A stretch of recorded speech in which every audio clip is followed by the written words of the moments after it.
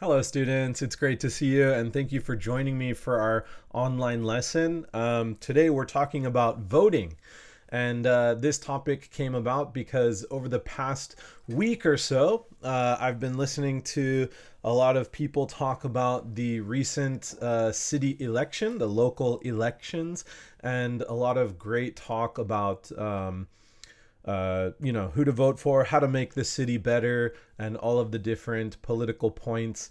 But not to talk too much about politics, just talking about the idea of voting is such an important part of our culture and our society because voting has a really important impact on how we change society, on how we influence society, and how our personal voices are heard in society. So I just think that voting is really interesting. I've been talking to my students about voting. My students, some of them are turning 18 very soon, and they're going to be able to vote. And so they are wondering how important it is. And it reminded me of American history and how voting was not given to everyone, and how many people had to fight for the right to vote. People, including African Americans, including women, and including even people who didn't own land. So originally in American history, only a person who owned land could vote, which was a very small population. Not everyone was landowners. So over the years of American history, more and more people got the right to vote. And then up until the 1960s, there was a special law. It was called the Voting Rights Act of 1965. And we'll talk about that in today's article. But we're going to focus on a civil rights leader, and her name is Fannie Lou Hamer, and she was very important for helping African American people get the right to vote in America. And we're going to learn a little bit about her, why voting is important, and how voting helps change society. So why don't we get started? Fannie Lou Hamer, civil rights and women's rights leader. Recently, we had the local elections here in Japan. Last Sunday, many people lined up at their local voting center and made a vote for the candidate that they believed in to improve the area that they live in. Voting is important because it ensures that our voices are heard in the decision-making process that affects our lives, communities, and the future of our country. What would happen if some groups of people didn't have that right, though? How would that affect our society? How would that affect the laws and decisions made by politicians? These were some of the questions that African Americans faced during the civil rights movement. Only a few black men had the right to vote as early as 1870. However, the American government refused many black people the right to vote and tried to restrict their voting rights all the way up until the civil rights movement. There was a prominent leader in the fight to get black people the right to vote, and that person is Fannie Lou Hamer. Fannie Lou Hamer was a woman born in 1917 in Mississippi and became a great leader of the civil rights movement, especially in getting African Americans the right to vote freely and without restrictions, including women. She volunteered and set up volunteer schools to teach African American people about voting rights and got many people to register to vote. The police and white segregationists tried to stop her. She was beaten, she was arrested, fined, kicked out of government buildings, banned from participating in votes. In one story, Hamer organized a bus full of volunteers to help people to register to vote in a nearby town where she lived. On the way to their event, the bus was stopped by the police and fined $100. The police said the bus color was too yellow and it was distracting other drivers. In another story, Hamer took several people to register to vote, but the African Americans were given a literacy test, failed, and then were denied the right to vote, just based on their reading level. Hamer never gave up. She was always organizing more efforts to help black people gain the right to vote and to end segregation and improve the rights of African American women. Why did people like Hamer fight so hard for African Americans to gain the right to vote? Why was their vote so important? Well, the Voting Rights Act of 1965, which prohibited discriminatory voting practices, was a major victory for the civil rights movement. It helped to pave the way for African Americans to participate fully in the democratic process and to elect politicians who would work on their behalf. Finally, politicians had to make changes that benefited African American communities because African Americans would be voting for who they thought represented them and represented them the most. The right to vote was also seen as a way to erase racism and discrimination. By electing political leaders who shared their values and experiences, African Americans could work to change laws and policies that had negative effects on black communities. These days, voter restrictions are not so extreme for African Americans as they were in the past, and everyone in America over the age of 18 has the right to vote. However, there are still some difficulties that African Americans face when it comes to voting. This is called voter suppression, and it still happens in areas where the political leaders don't want minorities to have equal rights. Many African American leaders are still fighting for true equality in America and continue to try to reach out and help people who are struggling to vote or gain rights. There are always things that we can do to improve our community and help people gain equal rights and be like Fannie Lou Hamer. All right, it's a little short this week, but I wanted to talk a little bit about this Voting Rights Act of 1965. So, before this Voting Rights Act, there were many rules. If you wanted to vote in an election, you needed to be able to read at a very high level. You needed to be able to have an ID card, which was a little difficult to get. And you needed to be able to pass a certain test, like how well do you know the government or how well do you know the American history. And if you passed these kind of tests and you had an ID card and you could go to the voting area on this one day or this short amount of time, like you didn't have work or something, then you could vote. So this was a big problem, and a lot of people said that it's not fair. Especially, it's not fair for minority people, like African American people. They said it's discriminatory. Discriminatory means that it tries to make a gap between different races of people. So it tries to block or limit or basically prevent race from voting, which happened in during the Civil Rights Movement. However, the Voting Rights Act said it prohibits discriminatory voting practices. Basically, all the rules which limited African Americans from getting the right to vote, they all became illegal. So if an African American wanted to vote, they would have equal access, equal to other races of people, equal to white people, equal to Latin American people, and so on.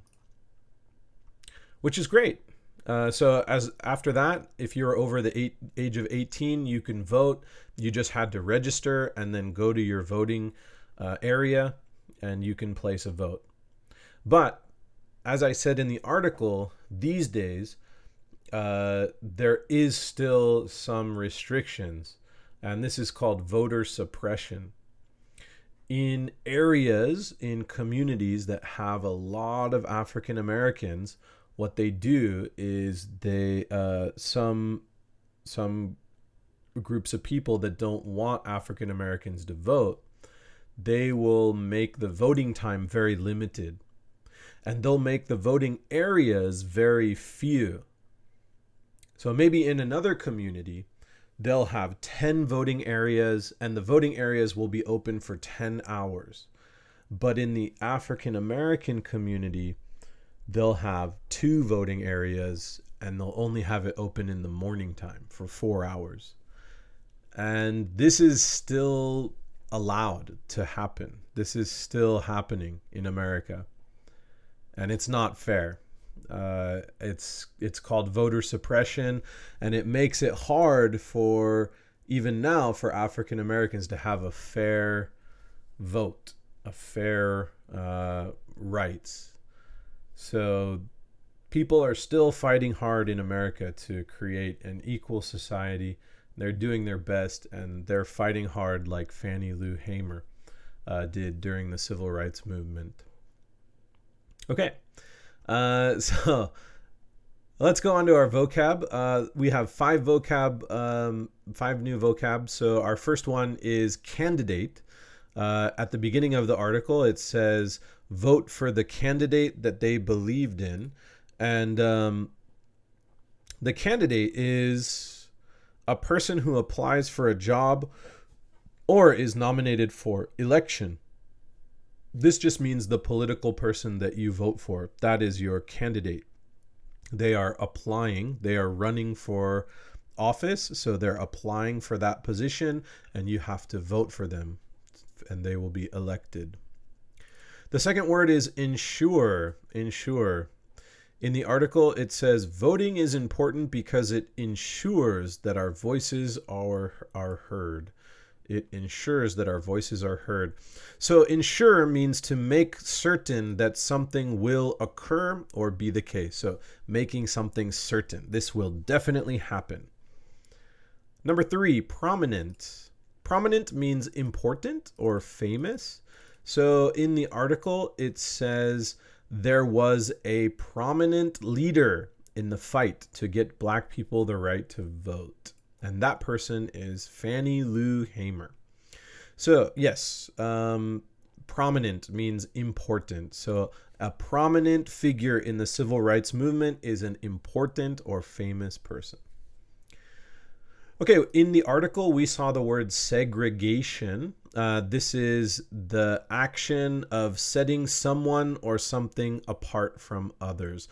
And segregation, you might have heard this word when we talk about the civil rights movement, the fight to end segregation. Basically, there were laws and rules to separate white people and Black people, and setting someone aside or apart from others. And a really simple example of this was there were schools for white people and there were schools for Black people. And same with drinking fountains to get a drink of water, public bathrooms, even the library. Would have an area for white people and an area for Black people. And the problem with that is that they weren't completely equal. So the libraries had a lot of selection of books for white people, and they would have a really limited selection for Black people. And the Black people couldn't access the white area. So they couldn't get the same education, or they couldn't get the same access to education as white people in the 1950s and 60s. And finally, the word is suppression. The 5th word is suppression, the action of restricting something. such as an activity. And the activity in the article was voting. So we said voter suppression. So the action of restricting something such as voting. And this is still happening today in America, but it was really, really strong in the 1950s and 60s until people like Fannie Lou Hamer really fought for an end to voting suppression and to inequality. All right, let's move on to our discussion questions. And the question number 1, these questions are all going to be about your experiences voting and different kind of questions about the voting age, but nothing really about politics. So we don't have to talk about your political choices or who you voted for. Don't worry, I don't want to know. That's your personal information and you can keep that to yourself. But let's talk about voting. So question number 1 is actually not about voting. It's about civil rights leaders. So are there any leaders in your country that fight for the rights of many people? Were there any leaders in your country that helped fight for equality or fight for the working class to have better rights or something like that? Number 2, do you remember the first time you voted? What was it like? Were you nervous? How was it? Tell us about your experience. Question number 3, what do you think of the new voting age in Japan being changed to 18? So that happened a few years ago. 18-year-olds could now vote. What do you think of that new change? Number 4, has the way to vote changed in the past 50 years or so? And how has it changed? So the method, the ability, the way. So has it changed? Has it changed with technology? Is anything different or the same? Please tell me. And number 5, should voting be mandatory or voluntary? And why do you think so? Mandatory means it's the law. You have to vote. Everyone who's over 18 must vote, or else there's some kind of punishment, maybe a fine or something like that. Sorry. So should voting be mandatory or voluntary, and why do you think so? I'll answer one of these questions. So I want to talk about the first time I voted, question number 2. So when I turned 18, I was still in high school, but I could vote in the election. And I believe, I don't know, in 2003 or 2004, I think it was George Bush versus Al Gore. President election. Let me just take a look. Yeah. Maybe not in the United States. When was the election? Okay, so I think maybe in 2004, it was George Bush versus John Kerry. And that was my first election that I voted in. But I also voted in my local election in 2003. And that was deciding on some laws or some policies that they wanted to become laws or rules in my local area in California. And I remember going to the voting station. I was very nervous because I didn't have too much information on all of the policies that we were voting on, and I didn't know all the candidates I was going to vote for my local election. So I was really nervous and scared that I didn't know who to choose. I didn't know everyone and what they represented. But when I got to the voting station, I went inside the little booth and I pulled the curtain closed behind me and I looked, and actually under the name of the person, it gave a short description of the things that were most important to them, like the things they cared for the most. And with the policies, under the policy, it gave a short it gave a short explanation of what that policy does. So for example, there was a policy about cleaner drinking water, and it said that they will increase some kind of tax for a certain area, and they will take that tax money and they will improve the drinking stations so that people could have cleaner drinking water. But tax would go up. And so I voted for that one. And there was another one on something about driver's licenses, like could people without a birth certificate get a driver's license? And yeah, it kind of gave an explanation of why that policy exists. And I could read that and feel more comfortable, and I could start to kind of understand more and more about politics and about my right to vote and why it was important and things like that. So it was really nice to kind of learn about the reason for voting and to learn the process of voting too. And I wasn't nervous after that, and I could vote more and more easily.